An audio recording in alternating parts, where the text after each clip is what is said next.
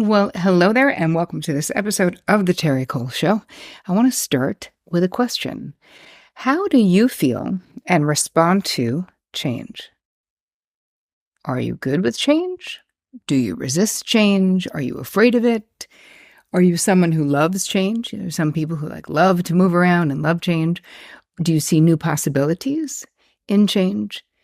Think about how you actually really respond to change, because this episode, I'm going to be handling all the things that come around are sort of natural and ingrained fear of change, but also things that you can do to make friends with change, because I got to say, it is inevitable. So in this episode, I will be hitting all the highs and the lows about change.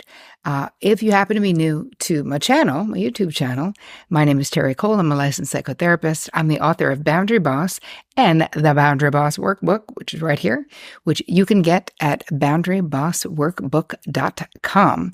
So make sure that you, before we get started, that you actually subscribe to my channel, and you're going to see there's a little bell. Hit that little bell icon so that you get notified every time I roll out something new, which is every Tuesday and every Thursday. And since I roll it out for you, I wouldn't want you to miss a thing. I also love to highlight your questions and comments that come in, because I read them all. So this is from Emeritive, and this is the episode, Top 5 Boundary Setting Blocks and How to Overcome Them. Emeritive says, since I've been following your channel, I've grown so much in self-love. Even my therapist has gotten surprised when I told her I've learned to identify my needs and express them, and also to ask other people to not talk about me, about something I'm too sensitive about. She was prepared to lift me up, but it wasn't necessary.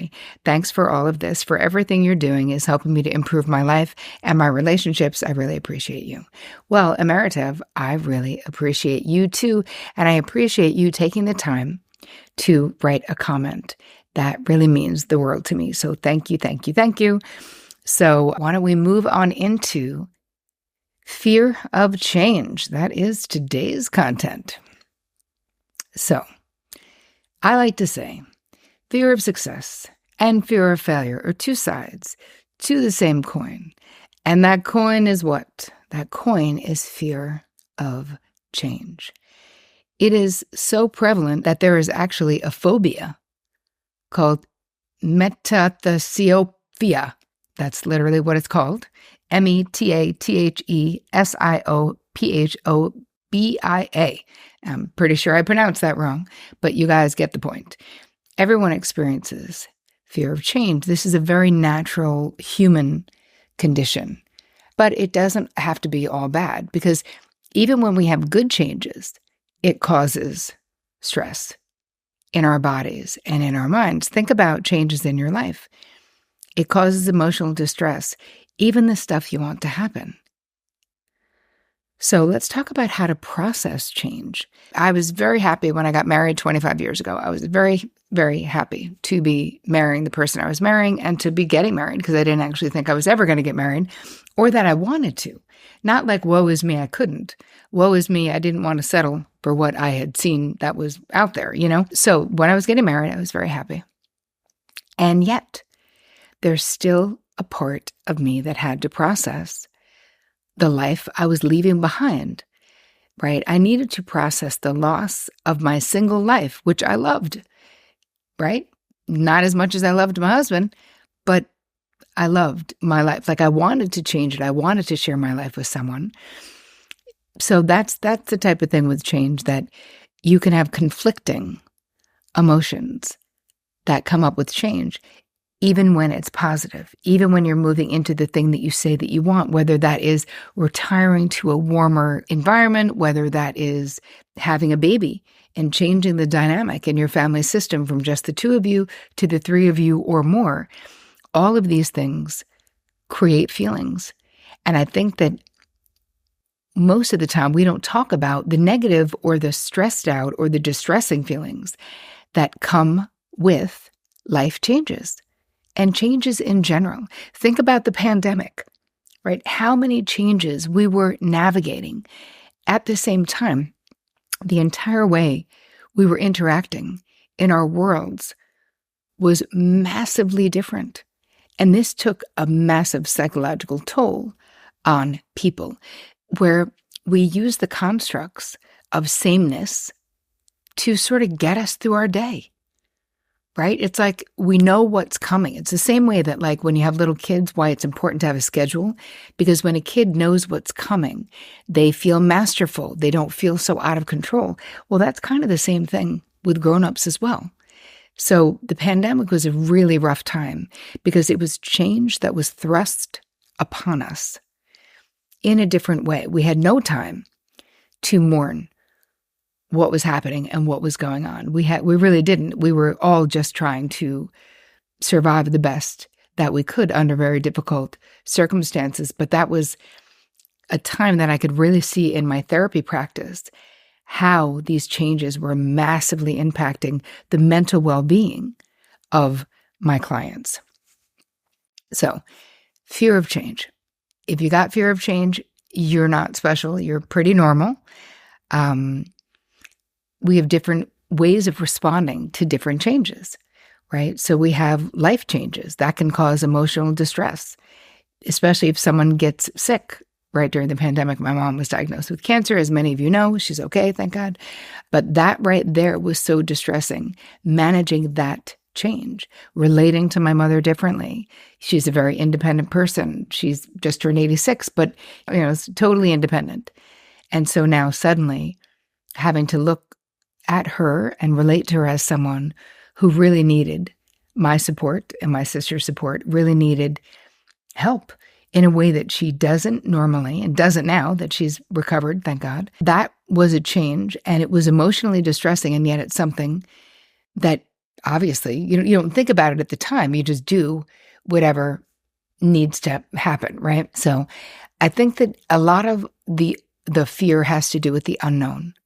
When we're dealing with new things, when we're dealing with things we haven't navigated before, and even when we think we know, right? It's like even getting married or having kids, you're like, okay, I'll figure it out, right? Like I imagine I can figure it out. And of course you can, but it brings up anxiety because when you think about one of the biggest fears that we have is fear of the unknown. So someone in my crew wrote in, was talking about the fact that she and her partner are moving back to the East Coast. She's got a great job. She loves where she's living now on the West Coast, and that she knows she needs to get a new job on the East Coast. And like, it's happening. The time to move is coming up. And it's like she can't seem to get herself to do it, even though she's a very type A person. There's a part of her that's really resisting it. So I think that we want to look at, I bring that up because her lack of action, this is the symptom of how she's feeling about the change. And procrastination is super common when it comes to us making changes, because again, fear of the unknown is one of the greatest fears that we are going to have. So what does it actually mean to change? Right, so family therapist Robert S. Gill, his definition of change is a modification to a person's environment, situation, or physical or mental condition that results in circumstances that challenge their existing paradigms. So let's talk about paradigms. What is a mental paradigm? What does this mean? This is the way you have it in your mind, the way that you think it's going to be, the way that you think it should be, right? But you have something that's already constructed. Think about marriage. Think about having children. Think about changing jobs. We already have constructed an idea in our mind, and that is the paradigm that this therapist is referring to.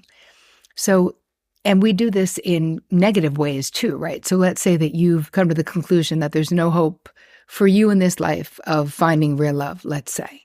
Well, that is a paradigm, right? That's a belief and you're organizing your life around that unconscious limiting belief. Now, that belief can be changed, but I think that when it comes to really uncovering our own fear of change, we need to look at the limiting beliefs that we have that are getting in the way of us changing the things that we want to change in life. Because all of us have things that we would like to be different in our lives, but it's almost like when we talk about the devil you know, as opposed to the devil you don't know, there's truth. in that, where it's almost like we would prefer the known, even if it really isn't in our highest or best interest. So I wanted to do this episode because I want you to start thinking about change as the way that it really is, which is that the only thing we can ever count on is that everything is going to change. All you need to do is look at a picture of you from high school and look at a picture of you now. You were not aware while all those changes were happening, but age just happens. Change just happens. The life cycles happen, and we don't have control over those things. But what we can control is the way we relate to those things. So look at what is your sort of downloaded blueprint around change. This can be a really revealing place to have a deeper understanding of why you relate to change the way that you do.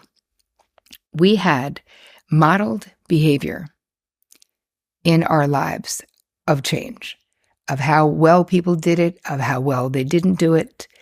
If you had parents or the adult people in your life who really didn't like change, then that was the model of behavior that you saw.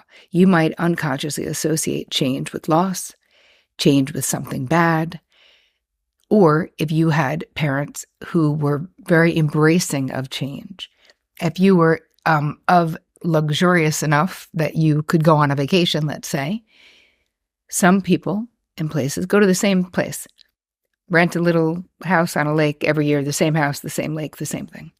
I know people who literally take the same cruise every single year. That's their vacation. That's how much they don't like change. I would never do that because I would find that very boring. That's just me personally, right? Then you have people who are real adventurers, love change. They want to see the world. They want to see lots of different places, right? So everyone has a different relationship to adventure and to change. So in the guide, I'm going to give you a couple of questions that you can ask yourself to get clarity on what you saw growing up. What was the modeled behavior? How flexible were the grown-ups in your life? Because this is another thing with change. There's a certain amount of flexibility that comes with being good with change. And if you're not good with change, you can get good with change. Trust me, it is possible for you to do so. But there's a spontaneity and a flexibility that comes with being good with change. And I think that you can see this in your daily life. Like, how attached are you to your routines? How attached are you to, using the same shampoo that you use? What if they discontinued your face cream? Like, would that really throw you for a loop? Or would you be like, okay, I'm getting another face cream? Think about how attached you are to sameness. Going to the same restaurants. Do you eat the same food all the time? And again, I'm not saying there's anything wrong with that per se, but we want to look at flexing our ability to be in acceptance of change, to process change, to talk about change, to talk about our feelings about change, to mourn the way things were in order to embrace the way things are. This is why it's so important to get good at change and also the unknown, because again, these really are the same things. So much of what we fear in fearing change is that we fear the unknown, or we have a negative paradigm in our mind about what the thing is going to be, and that kicks up fear for us as well. So I'm going to give you some journal prompts in the guide. Just go to terricole.com/guide to really start for you to get a little bit more intimate with what is your relationship to change and how do you want it to be? Because once we start really, at least in my own life, once I started really accepting through my meditation practice and doing more sort of spiritual work and inner inquiry about how I feel about it, I realized that I just wanted things to be the same because it made me feel safe. And yet the real realization in my young life, in my 20s, was that it didn't actually make me safe. It didn't make me safe to not change. It just made me stay the same. But that's not the same. So there was no way of protecting myself. Once I got that it was an illusion, I realized, I can keep myself safe. Like, I'm going to be okay. And I think it's changing our relationship to fear as well. That there is something about looking at when you're going to do something new, instead of calling what you're feeling fear, let's just change it to anticipatory excitement. Because that makes it way less scary to do. And I want you to think about all the things that you've done in your life, all the things you've already done in your life, all the successes you've already had, all of the hard things you've been through, all of the challenges that you've overcome. So when you find yourself in a position of feeling afraid of the unknown or afraid of change, I always think it's helpful if we can go back and look for evidence of where we did it well. Look for evidence of our flexibility, of our spontaneity, of our ability to change and be okay. I just feel like this is a skill that we all really need in life. And from my therapy practice, I can tell you that people still really dislike change. And me too. At different points. Like, I've been able to reframe the paradigm enough.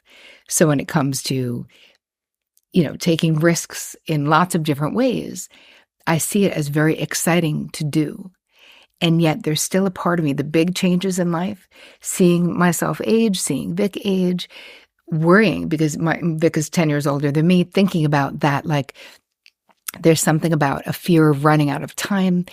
But I'm always working on those things. I'm always thinking about those things and knowing that the more present I am in what's right in my life and our life together and our life on the farm and all the things that we're doing, I'm here now enjoying those things. And yes, one day it will all change. And Vic, Nora, we will both not be here, right? This will be someone else's farm in 100 years from now. And that's the truth as well. So I like to think about getting good at change as a way for me to enjoy my life better, enjoy my life more. Resisting the changes that are going to happen, whether I resist them or not, just seems like a futile fight that I don't want to have. So I'm curious to see how this episode landed for you. How are you when it comes to change or fear of the unknown? Let me know. You know where I hang out in all the places. Don't forget to download the guide that I made for you that can help you flex your getting good with change muscle. Go to terricole.com/guide. And as always, take care of you.